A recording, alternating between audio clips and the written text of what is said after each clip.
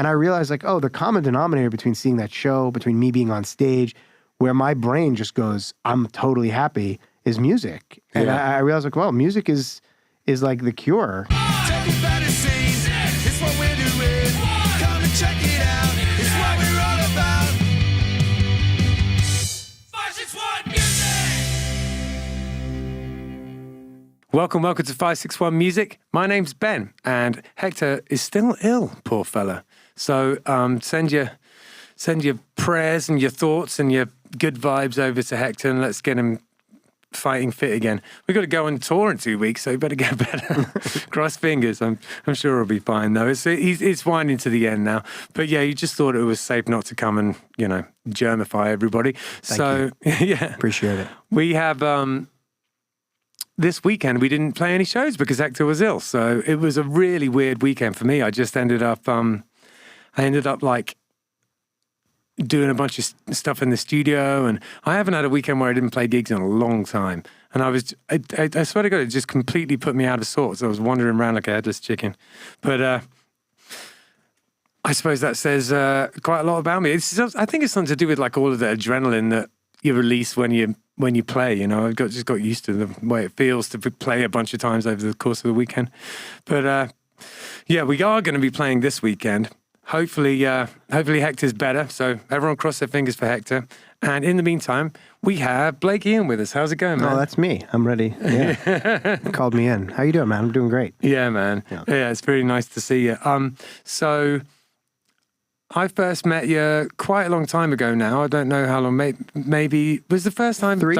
I'm going to say 3. Well, you know what? I think maybe a little longer. I think longer. Maybe it's maybe 4 or 5. Yeah. I'm in Florida 5 years, and I think it was like not too long after I came. Oh, yeah. You came. I didn't realize you hadn't been down here that long. No, when I met you, I had just come down here probably. Gotcha. So yeah, we may know each other for about 4 years actually. Yeah, I'd say so. What was the impetus to come down to Florida? Sunshine and family. Okay, right. The same reason everybody does. Yeah. And my whole family did this mass exodus, and my parents and my sister and her kids, and I'm a pretty close family. And I was kind of just solo in a tall building in New York City, and it was it was going to get cold again, and I figured I would take like probably I thought I was coming here for a year, like most people do. Yeah. 9 months, maybe 10 months later was COVID. Yeah. So then I wasn't going back. I was on the 33rd floor in a Manhattan building. So I was like, I just got like the luck of me not being there with my dog, having to walk 3 times a day and get in an elevator. And seriously, instead I was just like, smoking Cuban cigars on the beach. It wasn't much. Yeah. It was a very different experience down here than pretty much anywhere else in the world. Yeah. Half the state screaming it doesn't exist. It's totally different down here. But better or worse. We had definitely but being outside in the heat all year, So then I was just like, I'm not going back now. Year or two goes by. I make some great friends, just kind of dug in. And I moved from, I was a little bit north of Delray and like on the water and just kind of isolated. Yeah. And then when I found my way to like downtown Delray, I was just like, oh, this feels like home. So now I'm here. Yeah. So how long have you been playing music? I know the answer to this, but just for the viewers, how long have you been doing this? How long have you been a solo, how long have you been Blake Ian the artist?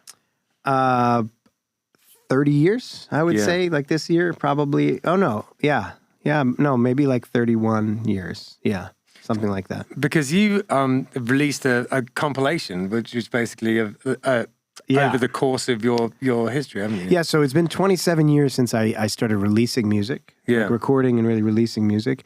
27 is the name of my label. 27 Productions has been like my magic number. It's, tattooed on me somewhere. Sure, yeah. And so when I hit the 27th year, I kind of to do something special. I spent about a year this year curating a collection of 27 songs over 27 years. Cool. And there's some unreleased demos people haven't heard. There's some singles that people have heard. There's some like my favorites from albums. Yeah. And so it's a 27 track. It's called 27 Songs.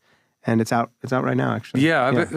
You sent me the link when we first said to do this, and I've been listening to it. It's great. Thanks. So you perform solo, but you also perform with a band. How does that all work? And when do you decide to do one, and when do you decide to do the other? I think I've mostly performed as a solo acoustic act for most of my career. I've had periods of time where I had, kind of like bands together where we would play some like a string of shows, maybe for like 2-3 months. Sometimes I put bands together for one big show. Sure. I got in my 20s, kind of a niche area for me was to be like the acoustic, support act for bands that were touring and going around, and especially like singer-songwriters.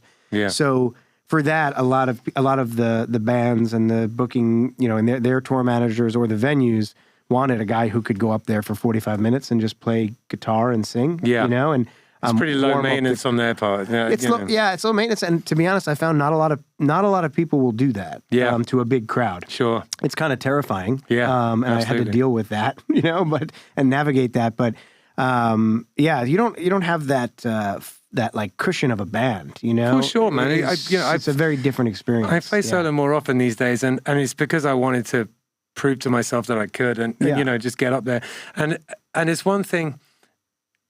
I have a couple of different ways of doing it. One is, just with the acoustic guitar, which is the real solo. And then the other way is like where I have all my gadgets and gizmos up there with me. Oh, yeah, sure. But just with an acoustic guitar is, that's like one step removed from like stand-up comedy in terrifying levels. Exactly. Yeah, it is like, it and I talk about that all the time, the similarities to stand-up. I mean, stand-up is the most terrifying, right? Because the thing about stand-up is you can't rehearse. I mean, you really can't rehearse. Like, you have no idea if it's funny. So you just have to go out there and just be bad, and find out what's not bad. With the music, at least, I can play the song 1,000 times, but, and I can play it to a friend, and, you just kind of know, But yeah, it's.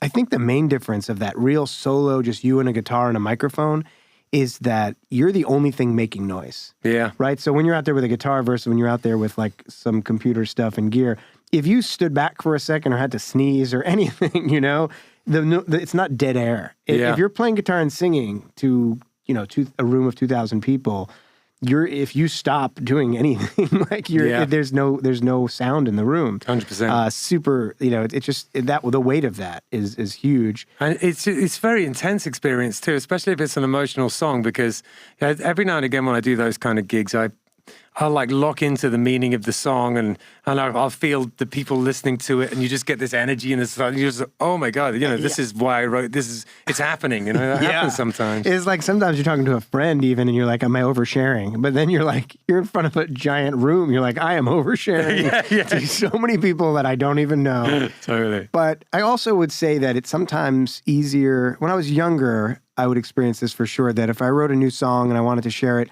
it would be easier to play it for a room full of people than to one person, like in my house or something. Like, I feel that it was almost more intimate and intense with just playing a song for one person.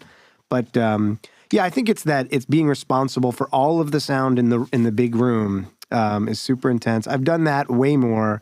Like I said, there's been times where a band that I'm the opening act, the supporting act for, wanted another band, so I've put together a band. Or I was like in the studio recording some songs for an album and just got really tight with those guys, and then it just felt good. So it was like, hey, let's play some shows, that kind of thing.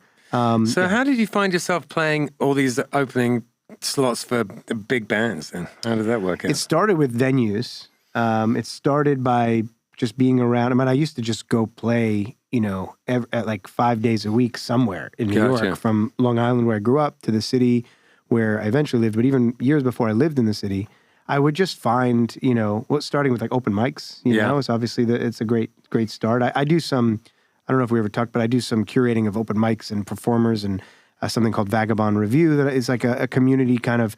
I get musicians like yourself, super accomplished, playing all the time, professional musicians, and then I get people who have never been on a stage before, and just put them together and create a show. I like to facilitate that because... I feel you, man. I'm actually talking to someone right now about doing one at Brewhouse Gallery. It's that kind of thing. You can't have too many of those. No. I mean, no, it's just, it's providing platforms and stages for people.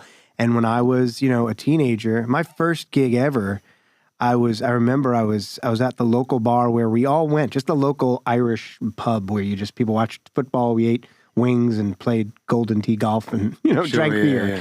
And it was just that. And I was, at home writing songs. I think I was 17 or 18. I guess I was like 19 because I was using a fake ID, but I wasn't that young. Yeah. And I went up to the manager of the bar who I'd become friendly with, and I was a little drunk. And I was just like, hey, could I do a show here? Like, they never did any shows there. It was a pub. And I was like, I have set up over there. I'll invite everybody I know. I got like 50, 60 people to come down. It's like, yeah, I'm going to play a show. And like, so I kind of booked and produced and played my own show. That was the first time I performed in front of people. Nice. Then I got more into like the actual venues, going to open mics, becoming friendly with the venue managers. And then, after I made my first album, make sure they all had it. And then the bookers for the venues is how I started. So long answer to your short question is, became very friendly with the bookers for the venues. Nice. And then when the acts were coming through, they were asking them like, hey, we need a support because our support backed out. Yeah. And they were like, we got this guy Blake. And I became a guy that was a recommendation by the venue. Nice. For like 3 or 4 different New York venues. So how did you... And sometimes they would just bring me along to other venues than the band, How did you find yourself in with the bookers for the venues, just kind of getting around and just being social in New York? Or? Yeah, being social, just hanging out. It wasn't even like necessarily intentional. It's like I wasn't like, I'm not, I don't know that I thought it out. I just became friends with those people, and then the opportunity came out of that. Yeah. But yeah, just hanging out at the venues all the time, going to see other people play, and just getting on stage. Somewhere like New York, if you're out and about, you can accomplish a lot, For sure. You put the effort in and just, stay out. I mean, there's, and I would say, fortunately, I made myself kind of known in the venue, even at the open mic. Some of these open mics would have, 500 people there, big stages at like big venues. So interesting. Just being someone that people kind of remembered, It's a funny, it's funny because, I think of the open mics around here and, you're lucky if there's 15, 20 people hanging out. And you're playing at open mics with 500 people out there? That's wild. Yeah, and I mean, there was, on one club on Long Island, actually, called the Downtown, they were a massive, they played, some of my biggest gigs, some of the, I've opened for people in that club. I've opened for, Rock and Roll Hall of Fame members in that club. Wow. So, it was probably like a 1,200 cap place. Yeah. And, they would have a Tuesday open mic, and you get up on this beautiful. I started by playing this giant stage with lighting and sound rigs and $1 million rooms for an open mic. Yeah, and so that was helpful to get me comfortable on big stages. Absolutely, it is. Yeah, it took me a long time to get onto big stages. Sonic Boom 6 got so used to playing small rooms that then when we finally did kind of break through into that thing, we had no idea what to do on this giant stage. It took us a while to acclimatize. It's a lot of space to, especially, again, going back to solo acoustic guy, that's a lot it's a lot of space behind you. Did you ever factor that in? Like, was there anything you did just short outside of just kind of captivating people with the music? Did you ever try and use the space in any way? That's such a good question. I don't know. I have to think about it, but I used to use a looper pedal. Right. I don't know if that really answers your question, but it just kind of created a little more ambience to my performance. But to actually utilize the space, no, I don't think, as a solo guy, I don't think so. I think I was more just like standing on my mark at the spotlight, and either on a chair or standing. That's true. The spotlight can do a lot. Yeah. The whole stage gets dark. There was. Do you know Westbury? Do you know that stage? Westbury used to be called Westbury Music Fair. It's been around 70, 80 years. Like Sinatra sang there and like the Beatles played there. It was and it's in the round. So I played there and it's on a spinning plate. And so you take the idea of like your solo on a stage with no band, as a cushion, and then you put yourself on a plate in that scenario with no band, but there's not even a backstage wall. You feel that safety of the backstage. There was none. Like, you had to walk down the row to get to the stage, and then the plate just moved, and you were surrounded. Oh, that's wild. I think it's like 3,200 people, and I read about this because I was dealing with a lot of anxiety just to get on that stage. Yeah, for sure. I felt amazing once I was up there, but the anticipation of it. And I read, this is how I felt, is like, playing in the round is a specific type of stage fright that is related to being surrounded by animals and being eaten, like a primal fear. You're surrounded. Pure adrenaline. Wow. So it was pretty interesting. The audience didn't end up eating me, but I did feel that. I've never played in the round, I don't think. I'm trying to think. I'm gonna keep that ticking away in the back of my head to see if I can. I've played with people on both sides of the stage, but I don't think I've ever played like in the round like that. That's wild. And it moves, you know. Like that's the only time I ever played in the round. But it's a plate, so you close your eyes in the moment of a song, and then there's different few hundred people are in front of you, know, like How different big's the shirts. plate? Is it like massive or is it? Oh like yeah, bigger than this room. Okay, gotcha. Yeah, huge. Yeah, that's awesome, man. Yeah. And again, another sort of bonus of being up that way is just, you know, there's so much going on in New York. Were you born in New York? Yeah. I lived in New York up until from birth to moving down here about 5 years ago. Yeah. Gotcha. It was the first place I ever went to in the US, and I'm sure that's the same for many people. But because after 9/11, which it happens to actually be today, which is terribly sad. My father was involved in some stuff in the towers, so he had to go and have a million meetings and stuff like that. And we came over, you know. So October of that year was the first time I'd ever been to the US, and just because Dad just traded in his tickets for like coach ones, and we all came.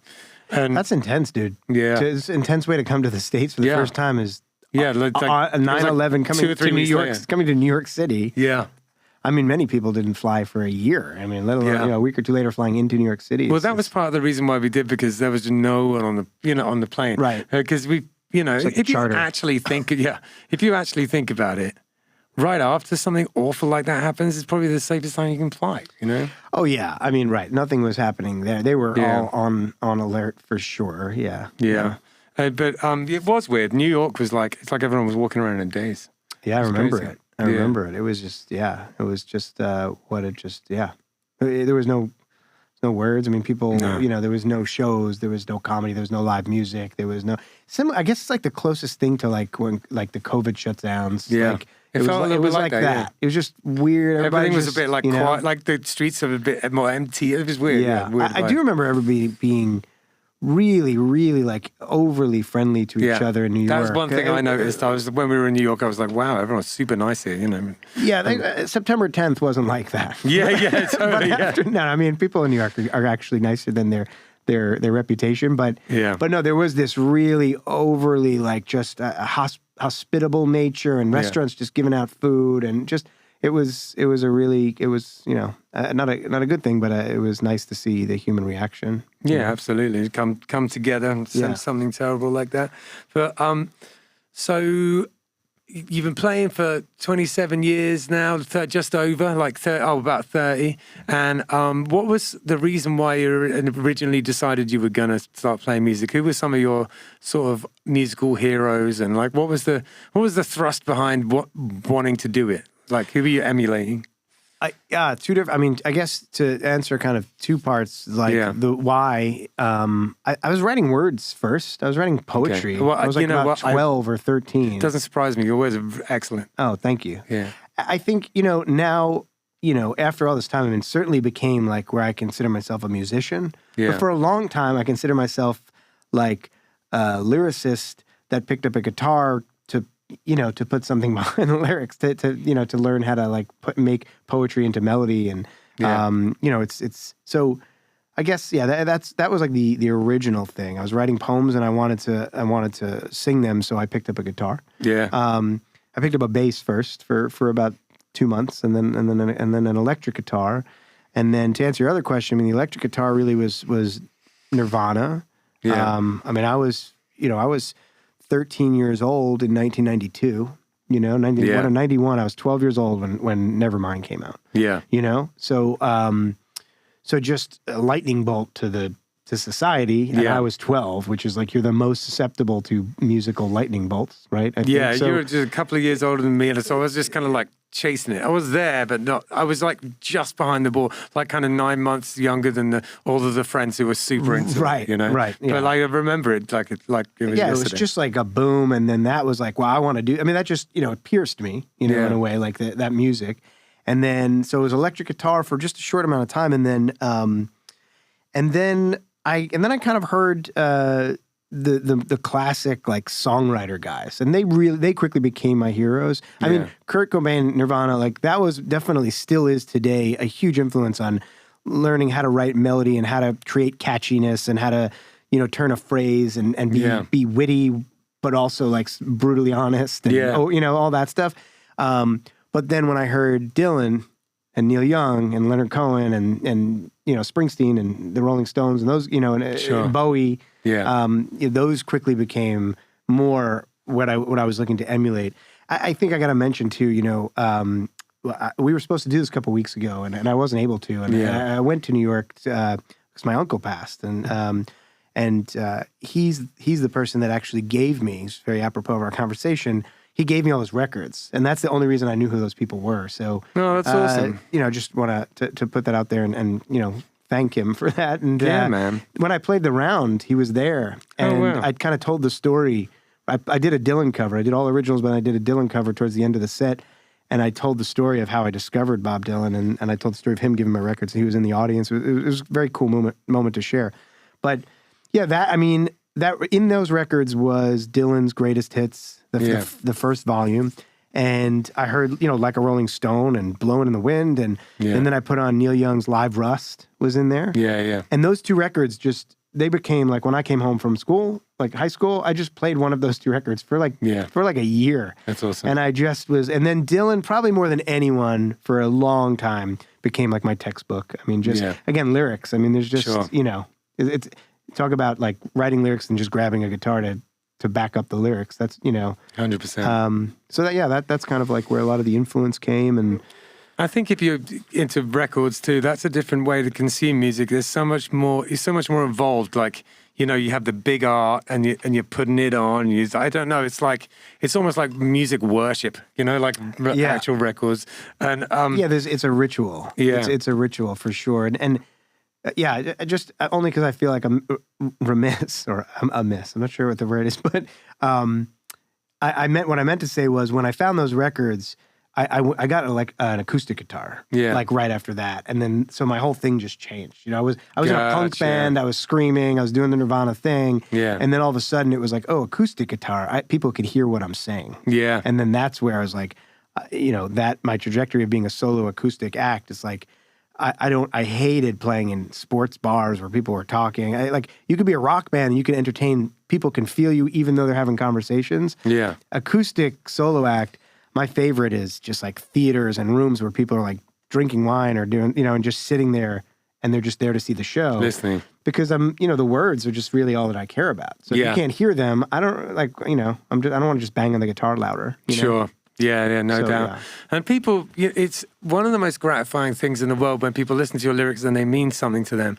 I've never been sort of more taken aback and just appreciative and like grateful than when people come up and they'll like say, a lyric or say a song means something to them or something like that. Yeah. That's when you really feel like you've managed to get it out and give it to someone else. It's like a great feeling. Yeah, I think one time you had heard a song of mine, an old song of mine. It's called Pretty Mighty. And I think I'm going to play it actually tonight because, kind of felt appropriate given your music and what I love about your music and like the catchiness and the folkiness, and the Irish kind of vibe that that music just makes me happy for some reason. Sure, man. And, when you had heard that song, I think you had said, you had pulled out a line and said it back to me. And it was like this surprise, this delightful surprise of like, that line? Like that? Yeah, that is a good line. Yeah, totally. You said there's that one line and you were about to say it, and I in my mind I was just like, which one is it? Is it probably going to be this one? And it was just like I was way off. And then that's awesome. And when you said it, I was like, wow, So yeah, that's the best. I mean, it's about the connection, right? Like you want it to be out there because you want someone to receive it. Yeah. And then when you get the feedback, that's why for me too. Any issues I've had on stage with anxiety, it's like after that first song ends and you hear, whether it's 10 people or 10,000 people, and you hear applause and you hear this like. We enjoyed that, what you just did. All the nerves just drop out. I fall back onto a cloud because I'm like, they're feeling what I'm doing. Which again is why it's stand up, man. It's like they don't get that. They're not guaranteed that. Like they could go out there and do a joke and people will be like, you suck. I know. And I can't imagine that. When you're a musician too, you can play your songs and you've got that to as like a giant crutch in comparison. And then you can also like throw in the odd joke and people just laugh to be nice. Yeah. Oh, dude, we have a much easier time being funny when you're playing music and people are enjoying it. Yeah. Very rarely do I enjoy stand-up comedians who play guitar, but I like Dimitri Martin. I find him funny. I love him. Yeah, he's very funny dude. My kind of humor. A little dark, dry. I love Dimitri Martin. And yeah, totally. But it is true. I've gotten lots of laughs at shows that a comedian would never have gotten. Like, totally. You can't, like, as a comedian, you can't just go up there and banter. You know? But a musician, a couple of funny lines of banter, and it's like, it's almost like people are like, wow, he can also be a little funny. And like, they're just, you know, you get all the credit. Totally. But a comedian, it's like, you be very funny. Yeah. Or I'm going to be mad. It's terrifying. Justin, the guy who puts this, who produces this, and the guy on the boards back there, who we're in LMC right now. It's at Justin's place, but he's been doing a lot of stand-up comedy lately, and I just admire the balls on the man. Yeah, you know, scary. Yeah. I have to say too, it's like tough too, because even as an audience, like you can go, so many more people can go see an unknown songwriter, you know, young person getting started and just sort of play a song. And like, there's something about it where you're just like, hey, awesome, that's good. And you can enjoy it and you can like find the nuggets of like what's good and will hopefully, you know, their potential, even if they're not great yet. Right. Yeah. But a comedian, it's like the opposite. Like even for audiences, like especially when it's an unknown comedian, like people love to go see whoever, Bill Burr, you know, Eddie Izzard, you know, people, Louis C.K. And at that point, they could say anything. It wouldn't matter. You're just, you've got that following. Yeah. But a comedian that's starting out, I would say the audience is almost like worse to them because they're starting out. When somebody's starting out a musician, people are supportive. Yeah. You know? Yeah, totally. Unless you really are god-awful, you know, but... Yeah, but then you don't deserve any support. You and I don't have like, to worry go about home that. and get better before you... Exactly. What are you wasting these people's time? Listen, why don't you play us a couple of songs? right. I'd love to hear some of your music, and we'll reconvene afterwards. All right, sounds good. Nice.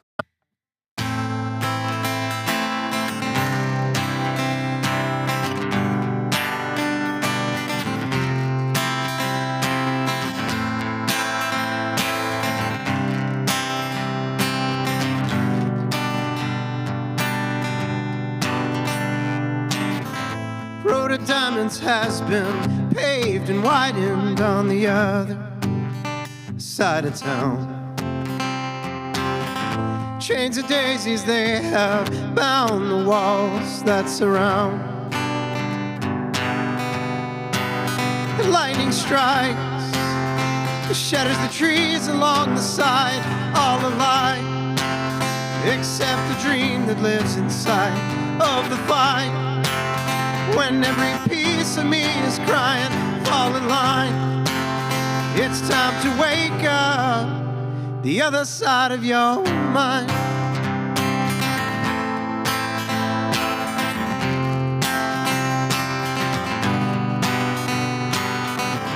How courageous now of you to follow when you know that love is blind. You're so outdated and your sense of wonder left behind. The lightning strikes, it shatters the trees along the side, all alike, except the dream that lives inside of the fight. When every piece of me is crying, fall in line. It's time to wake up the other side of your mind.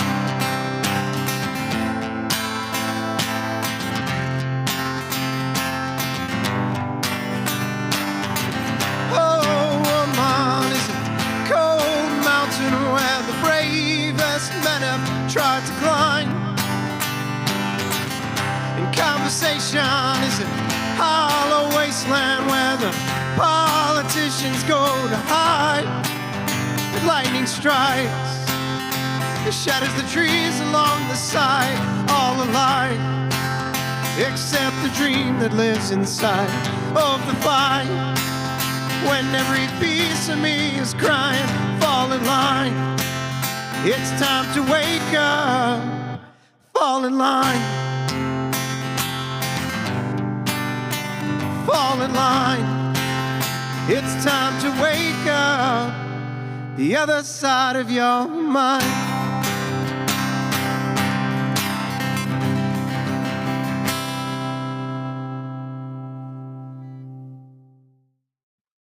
song's on my second album. This is called Evil Angel.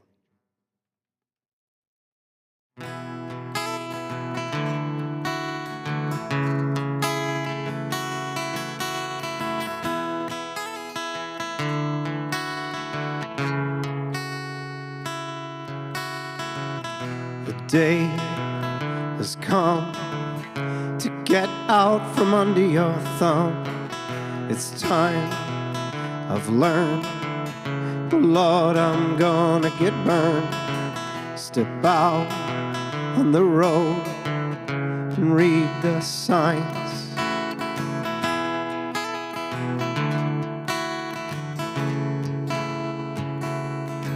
Evil angel, your sound is so quiet. Evil angel, your touch is so soft. Evil angel, I'm slowly learning not to piss you off.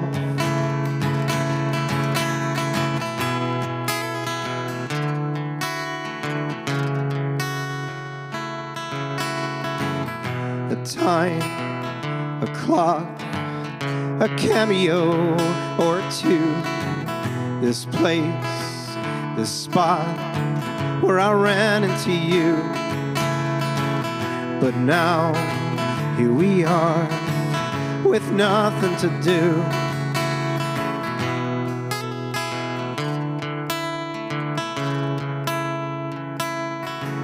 Evil angel, your sound is so quiet. Evil angel, your touch is so soft. Evil angel, I'm slowly learning not to piss you off.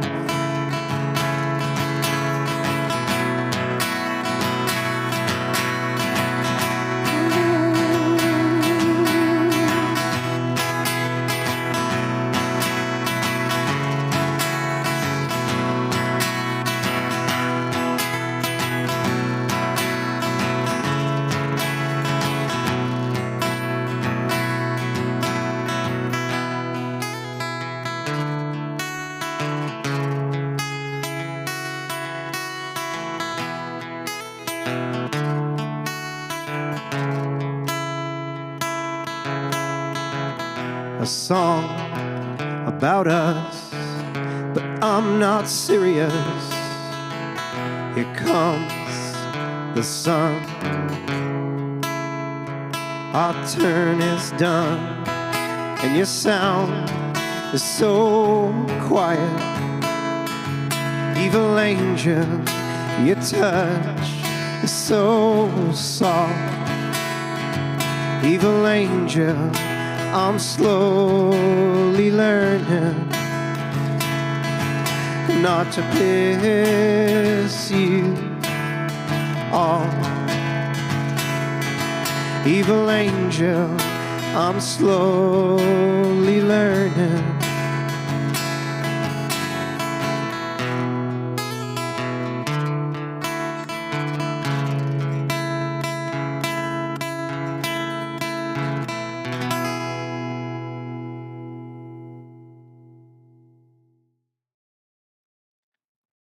All right, I'm going to do this song. This is a song I haven't played in 20 years. I might forget the words. I'm doing it because Ben's music and the Killbillies, which I love, has that sort of Irish folky twang to it, and that's something that I had a lot of when I first started writing music, the catchiness and the simplicity. So I'm going to try this song.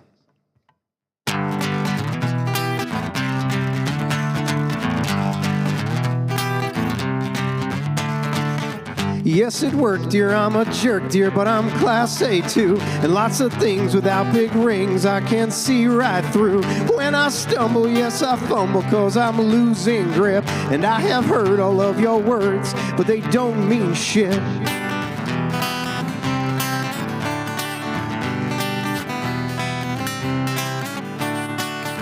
Pretty mighty in your eyes, I'm not that strong, pretty mighty in disguise, where I belong. When I'm out there and I'm thinking that I'm all alone, pretty mighty sometimes.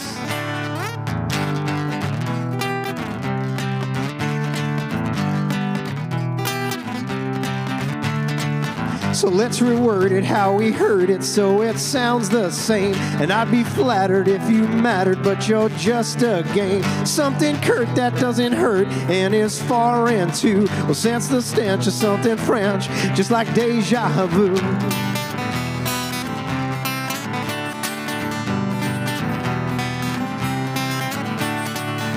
Pretty mighty in your eyes, I won't back down. Pretty mighty, I'm surprised to wear your crown. When I wake up and I'm feeling like I'm all brand new, pretty mighty sometimes.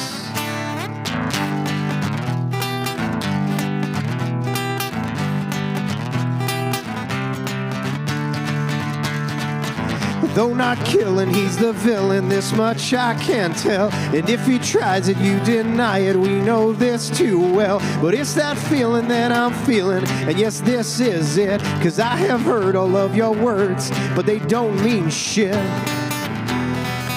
No, they don't mean shit. Pretty mighty in your eyes, I'm not that strong. Can't you tell I'm in disguise, where I belong? Pretty sure it all depends upon what went wrong.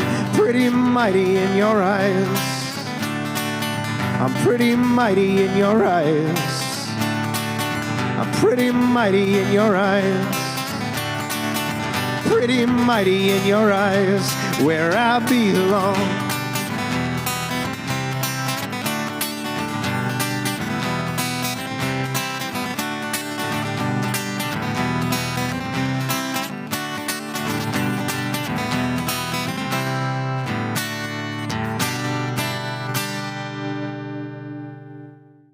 Oasis route Kava bar is in Sea Grape Square on Indiantown Rd, and it is a Kava bar. If you don't know anything about Kava, it's a Polynesian root that you grind up and you mix with water, and it has been in Polynesia for potentially thousands of years. It's an old thing that they used for kind of ceremonial and also sort of leisure purposes.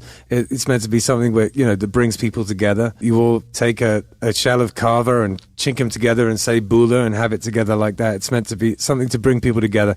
It has a kind of an effect, which is, I guess, a kind of a slightly warming effect. It just kind of makes you feel nice. It's not particularly intoxicating. It's not like drinking alcohol. So the atmosphere in a kava bar is sort of like a cross between a regular bar and a coffee house. It's pretty chill in there. You get all sorts of different types of kava bars. Some of them are more like a club, you know, there's sort of like blacklight and EDM playing. And some of them are more like a cafe. This is one of the cafe type of ones. It's super chill in there. If you're looking for somewhere to, I don't know, maybe go and do some work on your laptop or go and have a chat with friends, it's perfect for that kind of thing. There's a foosball table in there if that's your jam, or baby foot as they call it in France. Yeah, Jim, the owner, is a really cool guy, and he has very kindly sponsored our podcast. So thank you very much for that, Jim. They also do a poker night in there, all sorts of things going on at Oasis Route. 561 Music is sponsored by Live Music Community. It's where we film the podcast that you're listening to right now, and it's also where I work. Gavin, Hector's son, was a student here for a long time, and in many ways he's the musician he is today because of the teachers at Live Music Community. We taught him not only about his instrument, but also about being in a band, and his band Unemployed Youth accomplished a lot of goals, mostly band etiquette, how to work together, and all of the nitty-gritty that goes into being in a band on a day-to-day basis. The student signs up for lessons, learns their instrument, joins a real band, and decides the direction it goes in. And we can take people from very young age, 6 or 7 years old, all the way up to 80. There's no age limit here. We run an adult program for people who want to be in a band as adults, but really the main focus is on the kids and getting them playing together and in bands. We are also a studio a live stream venue. We can record audio or video. The Killbillies live album, Warts and All, was recorded here. It was recorded during a live stream that we did during COVID. Justin had a great idea to record live streams during COVID. A ton of bands came in, and it was a real success. Outside of that, we can record albums, we can help you with your EPK, and we have full audio-visual capabilities here. LMC is in Palm Beach Gardens on the northwest corner of Military Trail and North Lake Boulevard. And if you go to livemusiccommunity.com, you have all the information you'll need right there. All right, so we were just listening to an ad for Live Music Community, which is where we're sat right now, and it's a school. First and foremost, we teach kids and adults how to be a band and all the things that go into that. So it's customary on this podcast to ask if you have any advice for upcoming musicians. Yeah, sure. I mean, I must, right? I think about what's worked and what's not worked, but I guess, I mean, some of it, sometimes I speak and then a cliche comes out, but cliches are cliches for a reason, because they're proven over and over again. People keep saying them. So I do think it's, just continually working and creating and just, I guess as a songwriter, I'll give some advice there is that, there's probably 20 songs that don't work, or just, to put it simply, 20 shitty songs in between each great song, at least, right? And so 100%. When I made my first two albums, I wrote, 50 songs to put out an album of 10 songs, and the other 40 just never got put out. And I still, listen to them or play them. I have demos of them, but so I think it's just, you gotta continually flushing it out is the word. Like, you just gotta flush it out of your system to keep writing and not judge and just keep, see what comes out.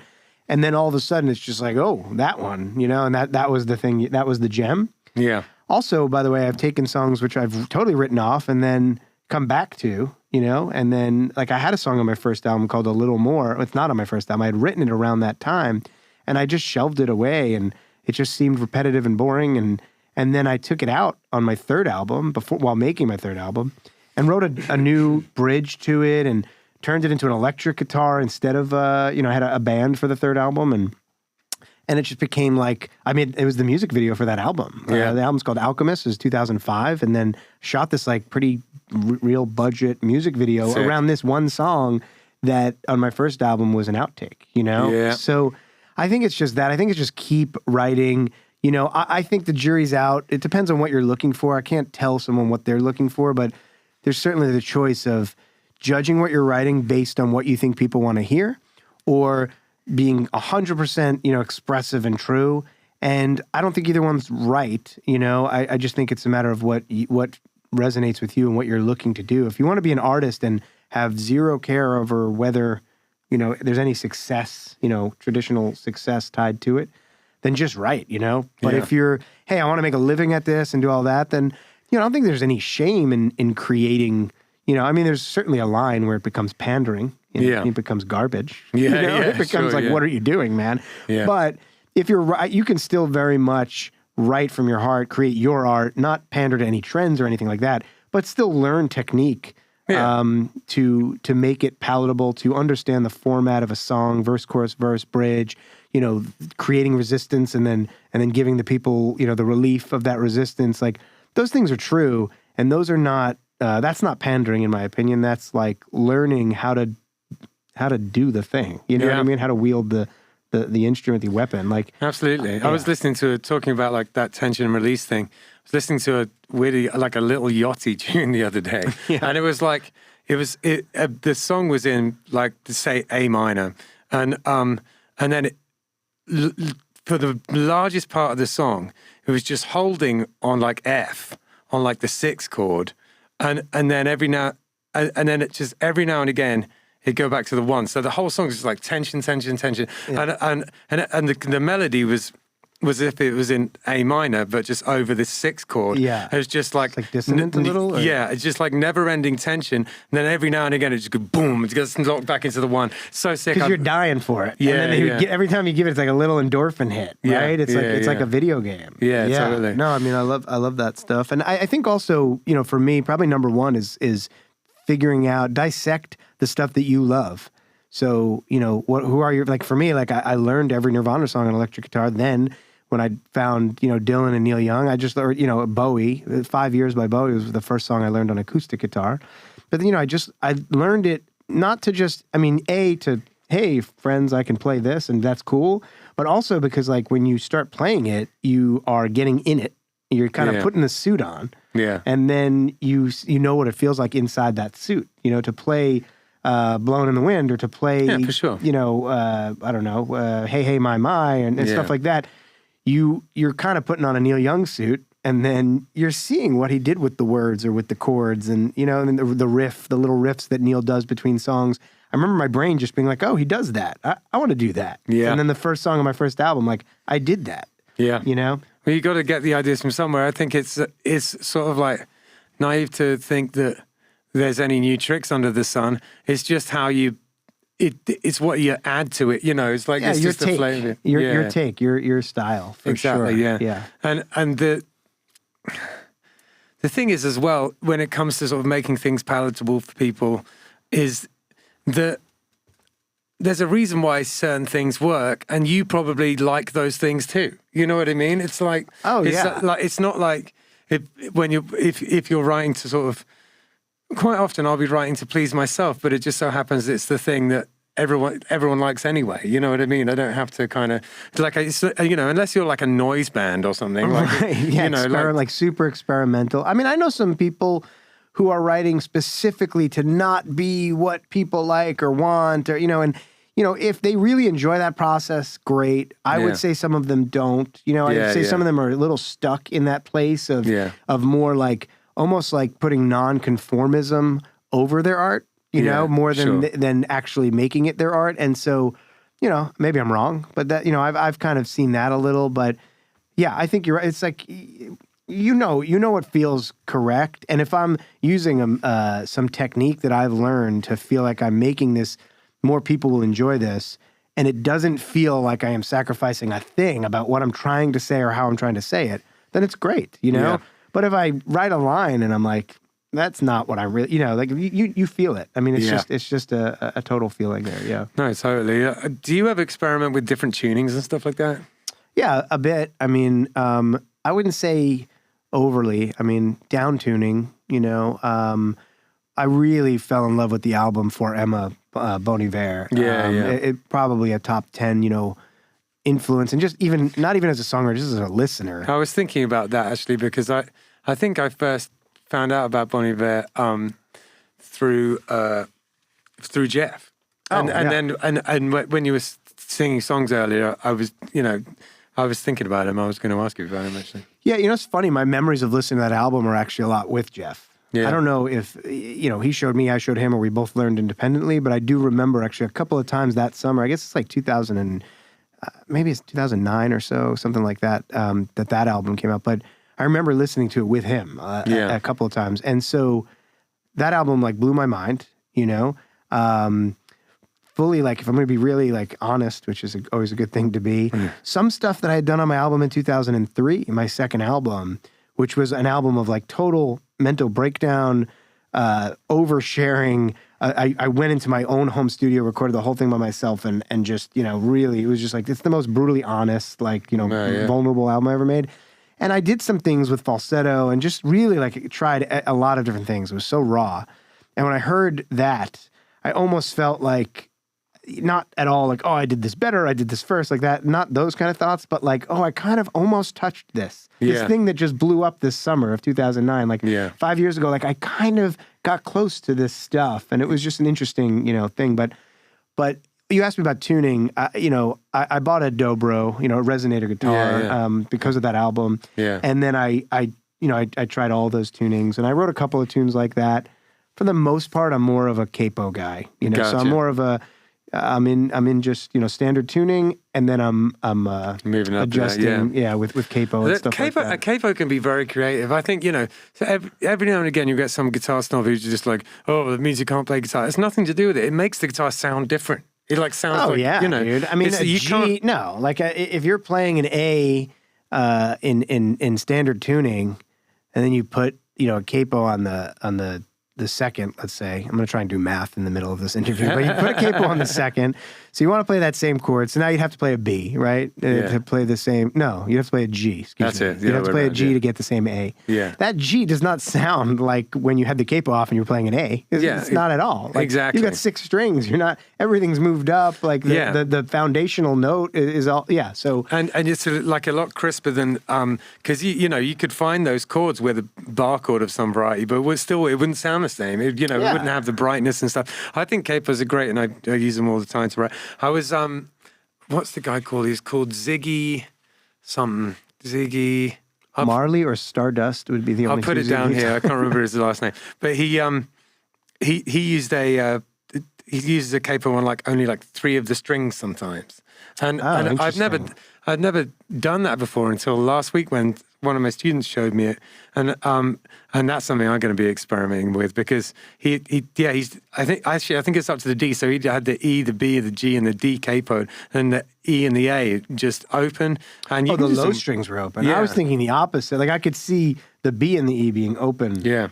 He was doing these weird bass line things with the low strings. It was really interesting. Oh, so he was playing it. He wasn't ringing them out. Right. Yeah, exactly. Actually, he was ringing out the ones that were capoed. Yeah. I mean, I guess that's similar to a drop D, which I do like drop D tuning. Like just turning the E down to a D. For sure, yeah.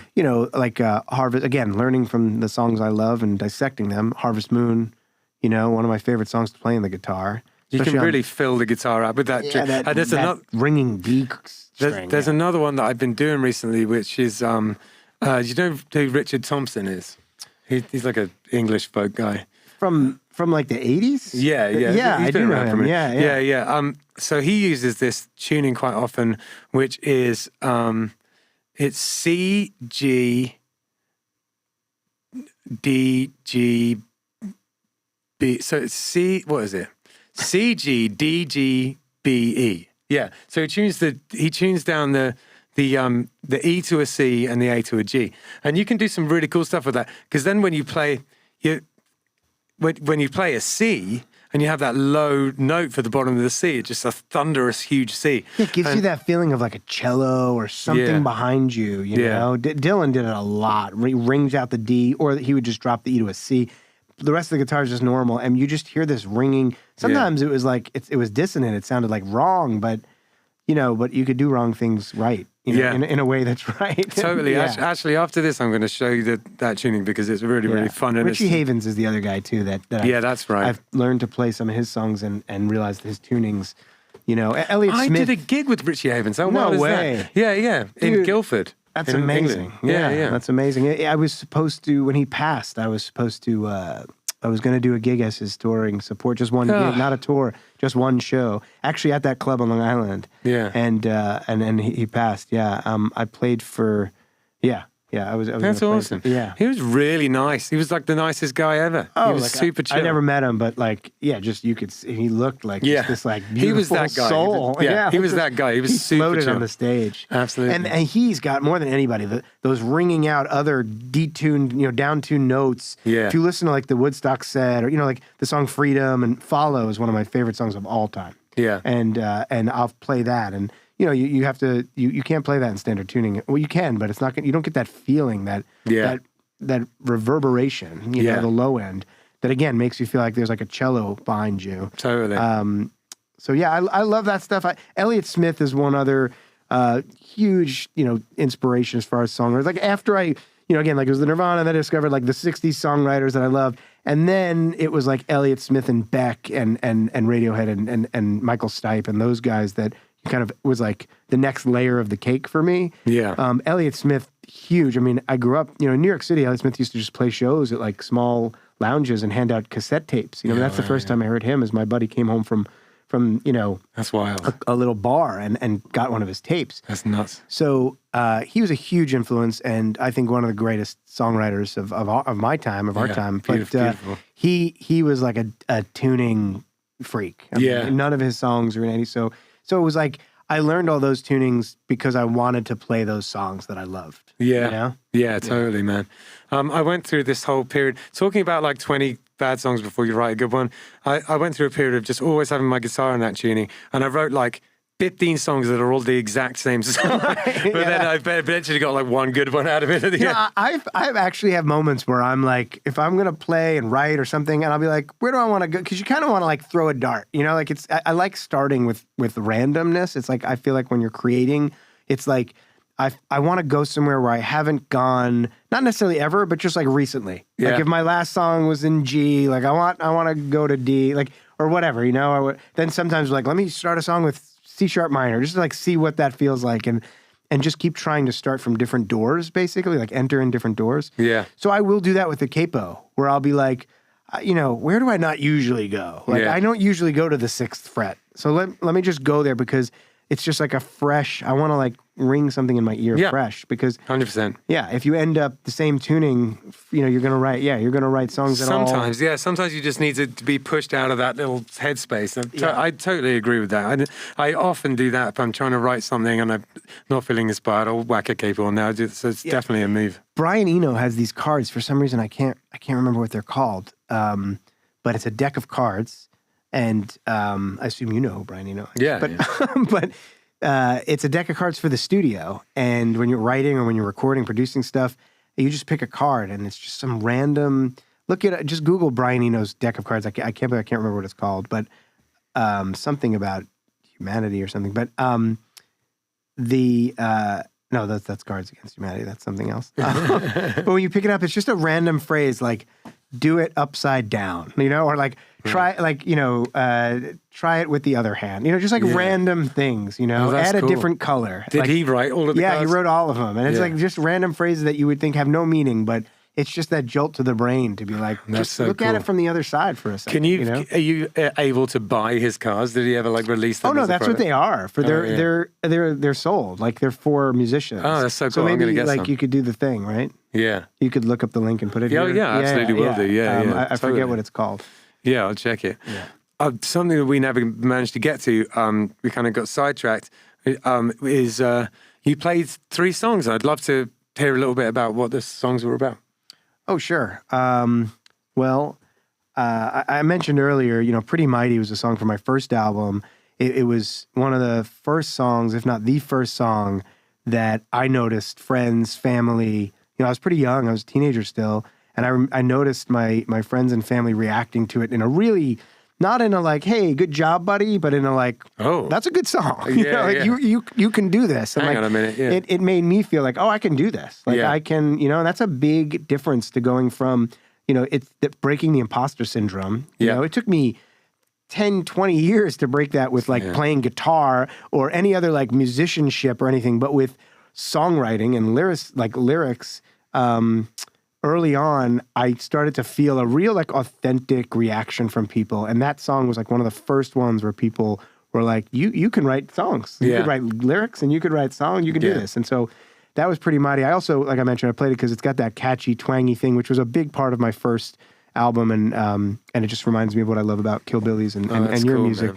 I was born on St. Patrick's Day, so I always think there's something about that makes me love that Irish, you know, that's awesome. You know, folk kind of catchiness, like the Pogues or something, you know, like that stuff. It just makes you smile. Yeah, absolutely. I don't know if I could tell you. I mean, I guess that song was probably because what I was writing about back then was a lot of love songs, you know, crushes, infatuations, you know, and you know, just ignoring any of the girls that were interested in me and just, you know, just staring at the ones that weren't, and, you know, like totally focused on the things I couldn't get, and, you know, like every teenager. And so I think that song is probably about that because that's what most of my songs were about. Then what else did I just play? Road of Diamonds. Yeah. That was my third album, Alchemist. And that song, similar to Pretty Mighty, was like a whole other level of me feeling, especially producing it, recording, put on an album.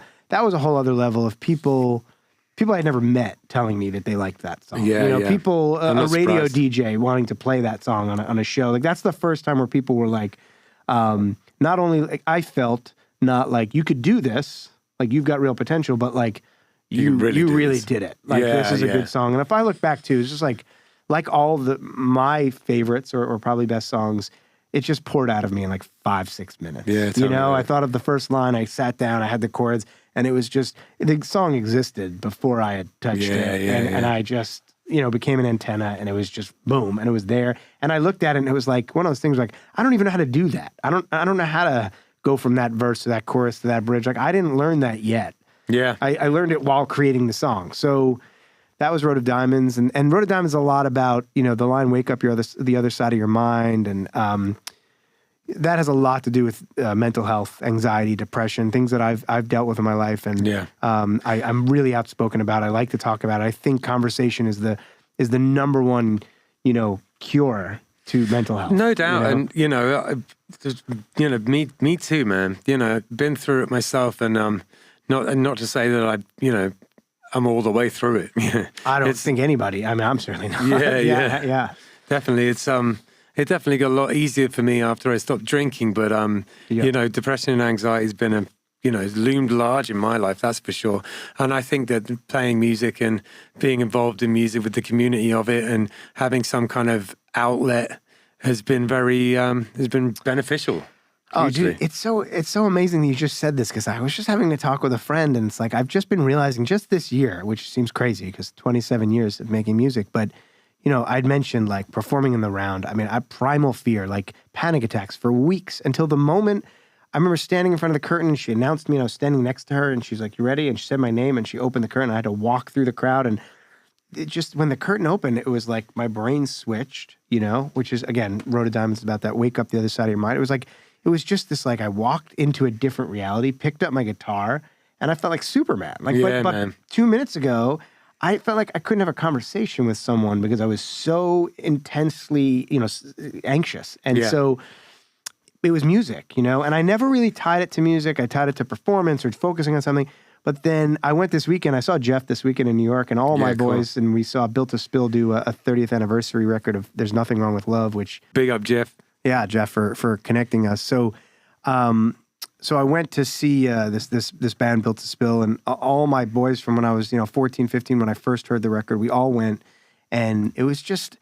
I flew in to New York, and I was there for like 18 hours, and the flights were horrendous, and like I'm okay to fly, but turbulence just totally takes me out of it. It's really exhausting and for me, and so I landed, and I was anxious, and then I had to get back on a flight in like literally 9 hours. I just dipped in for the concert, and so I was like really not feeling well, and I almost like in my head about it, I was like, oh, am I not even going to enjoy, after going through all this, I'm not even going to be able to enjoy the concert, because I hadn't eaten, I hadn't slept. Sure. I just wasn't taking care of myself. Every now and again, flying just like massively exhausts me as well. Sometimes, sometimes you don't, it's not even a thing. But other times, it's like just knocks me for six. I think it's like if you do it, like anything else, if you're doing it often enough. Same thing, getting on stage. If I'm playing once a week, I mean, you're not going to get stage fright, right? If you take 6 months off and then you have to play a show in front of 500 people, your brain is like, I'm not so sure I can do it, But if you just did it yesterday, your brain's like, we can do it. We just did it. You know? Exactly. Taking the subway in New York City, like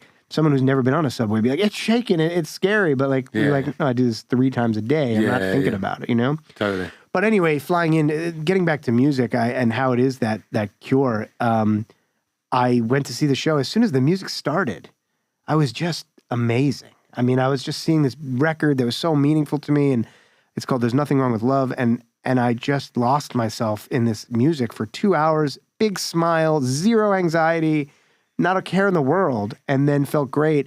And I realized, like, oh, the common denominator between seeing that show, between me being on stage, where my brain just goes, I'm totally happy, is music. And I realized, like, well, music is like the cure for me, and it's not surprising, because that is my expression. It's how I don't drink anymore either. I haven't really done any smoke weed, drink anything in about 13, 14 years. Yeah. Not out of recovery per se or anything, but just out of it was not conducive to my mental health at all. Any work I put in, yoga or meditation, it's like if I then drank or smoked, it just undid it. So I was like, oh, I'm doing work for no reason. I got more into like TM. I do transcendental meditation every day for 13 years. Great. Ice baths, things like that, yoga.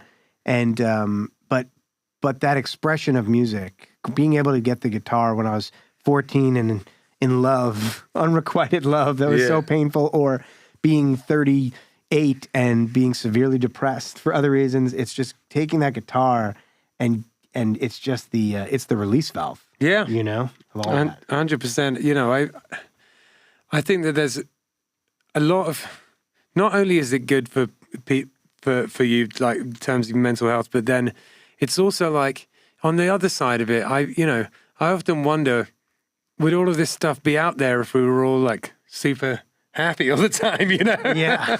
Well, like, is it required? Well, you know, there's a book called Written in My Soul. Yeah. It's a guy named Bill Flanagan. He's actually one of the founders of MTV, and he created the Storytellers show on VH1. He headed up VH1 for a long time. He was a bit of a mentor for me for a few years in New York and opened some doors for me. But he had this, you know, amazing opportunity, or they respected him so much, but he was able to sit, you know, Dylan never does interviews. Dylan does interviews with this guy, Bill Flanagan. Like, oh, wow. He sat down with Petty and, I don't know, I can't even remember, Lou Reed and every single, like, you know, Leonard Cohen, like all these great songwriters would sit and give him interviews. Wow. So he put his best interviews together called Written in My Soul. And the Tom Petty interview, I always think about this. He just totally admits in that interview, he's like, you know, sometimes I just didn't have a good album, so I would just, you know, get into a relationship with somebody horrible. Like, you know, I would just dive headfirst into a toxic relationship that I knew would kill me, but I would get a great album out of it. Yeah, for sure. Know? And it's like, you know, like, wow, like, you know, I mean. That's dedication right there. Nobody had more hit songs than Tom Petty through like 5 decades, you know? Yeah, so totally. like And he has a lot of angry songs about women. Oh, yeah. A lot of them. Yeah. Don't come around here no more. Yeah. No, I love Tom Petty. I mean, who doesn't really? Florida boy, right, as well? Oh, I didn't know that. Is that true? I didn't know that. I'm pretty sure, yeah. There's one more song. There's one more song. We talked about 2 of the songs you played. Oh yeah, Evil Angel. Yeah. You know what? I realized I didn't do this on purpose, but I played a song from each one of my first 3 albums. Oh, perfect. My first 3, those are really my only 3 full length, you know, records besides this new one, 27. So Evil Angel is my second album. That's the Basement Waves. That is the, you know, locked in my room, got Pro Tools, got a Mac, you know, and just made songs in my own. You know, the first album was in a studio, second album was in a big studio. Third album was in a big studio. The second album, Basement Waves, was just me after my first real experiences with intense anxiety and panic and all that when I was like early 20s. And so that was just pure expression. I made Basement Waves actually while pausing on Alchemist, my third album. I was going into a few different big studios for Alchemist with different bands, and I felt like I had to get out all of this stuff that I knew I would never put on Alchemist. Alchemist was my attempt to make a commercial record, you know, to put it out there, to get, you know, and it's you know, nicely produced, a lot of the stuff. And absolutely it is. So I think, you know, Basement Waves, I was like, well, I have all this stuff I got to get out that I don't know if anybody's going to like. I made that album for me. Yeah. And there's a few people who tell me that, you know, friends or people I don't know that have told me like that's the album they love. I think it's a rare thing for someone to say that. Right. So I kind of like have a special place for the people who do say that. Yeah, because they really like, because that is the most honest version of me. I didn't take a second to care or think about it. I just let it come out. Yeah. And I mixed every song and I played every song. One guy played a little drums, but other than that, you know, I played every instrument. And Evil Angel is the first song on that album. I wrote Evil Angel while I was on my first tour. And I don't even know if I could tell you what subject matter it is, but... Well, it's funny because it's sort of like, has kind of wistfully sad at certain points, but it's also funny. You know, it just has this like ledge to it. I don't know, it's a good song. Yeah, thank you. Yeah, it has a you know, made me think a lot of different things. There's some lines in there that are you know, sort of make you chuckle a little bit. Like a little attitude. I mean, the rest, I would say the rest of that album is like me experimenting in the lab, and that song is like the anchoring, like the one that I felt like, well, this is a good song. Like, and that's why it starts the album off. I'm like, I feel like this is a good, like, palatable, you know, song that I'm really proud of the guitar work, especially at that point. That was one of those things where I was like, oh, I'm doing something I never did before with finger picking.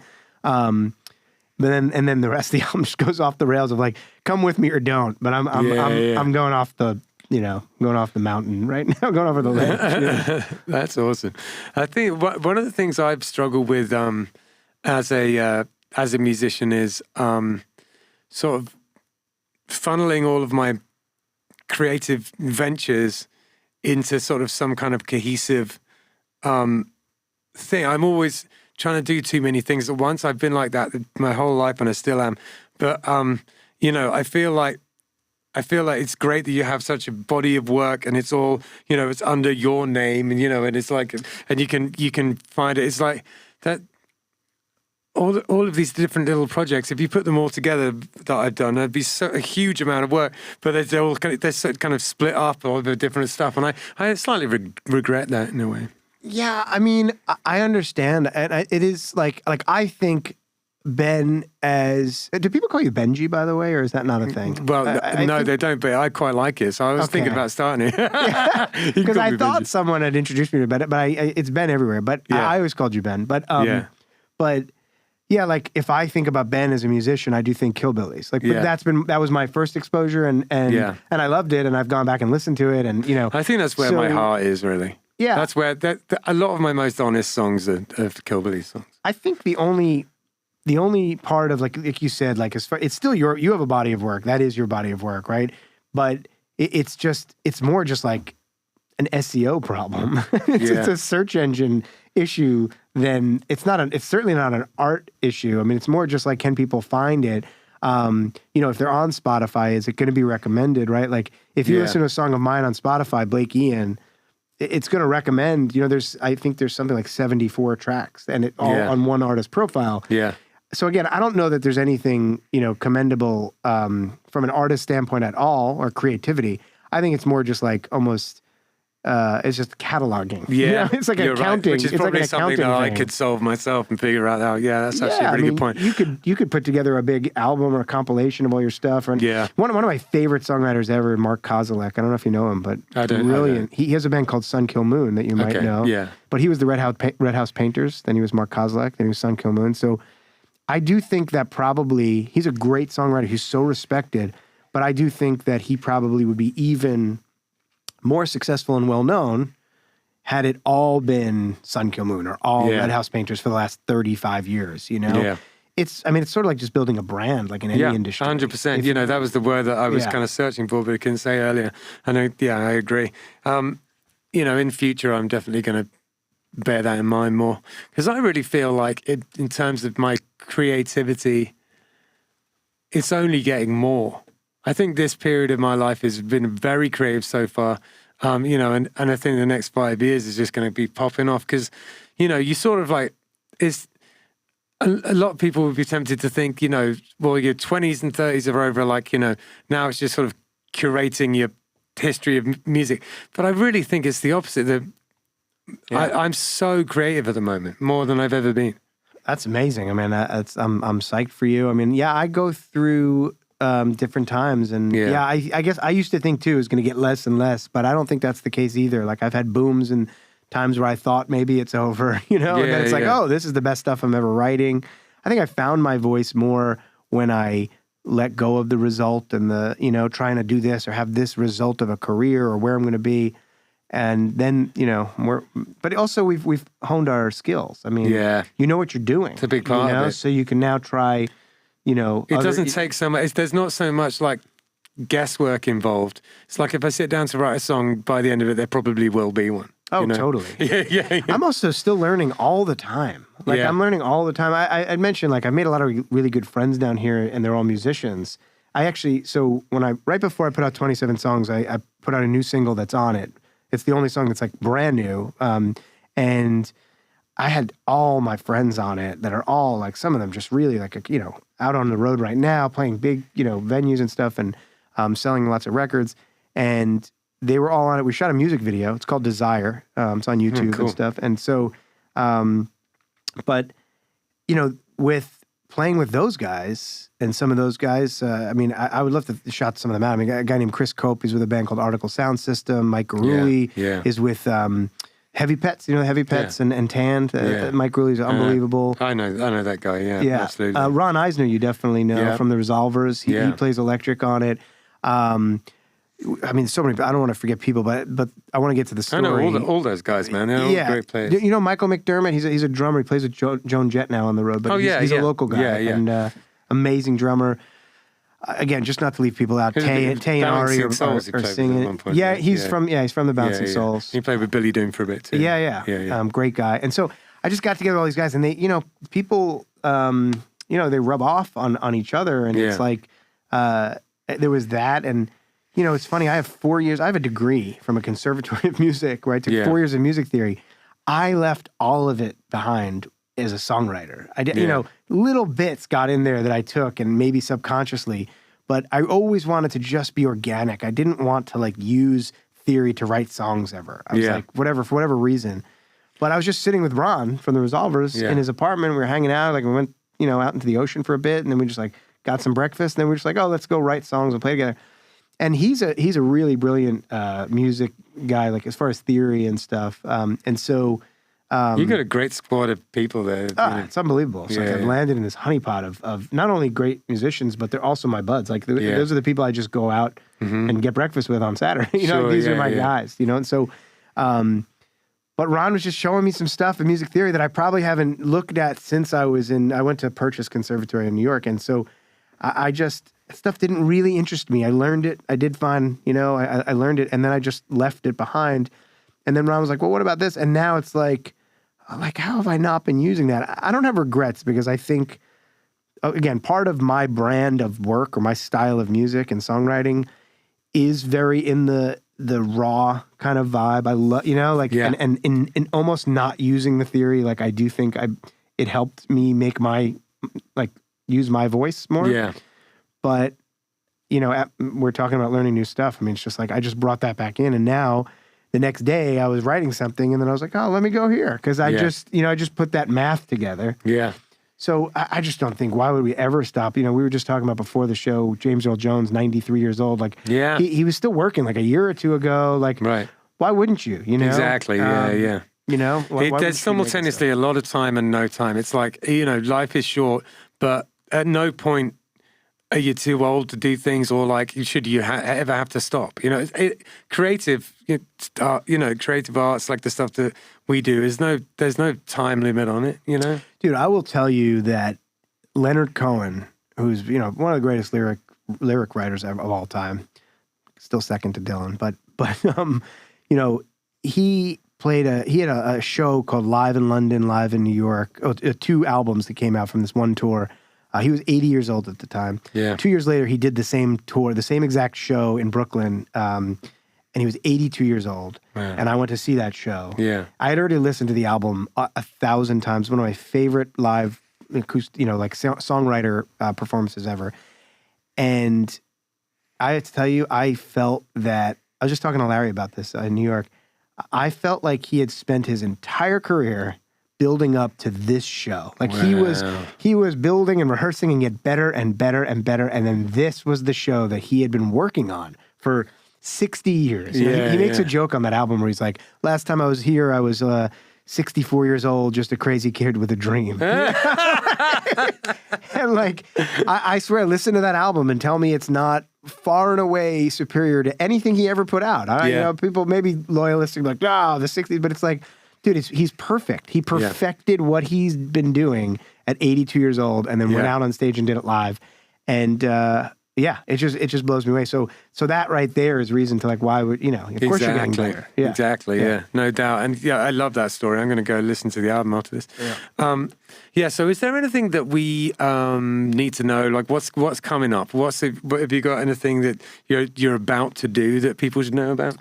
Yeah, I'm working on a lot more music, and I'm gonna be more active. I mean, I've consistently put out a single or two, mostly. I mean, for a very long time. The albums in the early 2000s. Then I started doing singles around 2010, and since the last 14, 15 years, I've been consistently putting out music. But I've kind of feel like you, a creative kind of surge right now. Excellent. So I have this album, 27 songs, just came out. I mean, that's only a month old, so definitely check that out. If you want to catch up on what I've been doing for 27 years, that's the album to do it. I've curated the order, obviously, to how I would like you to experience it. And so there's that.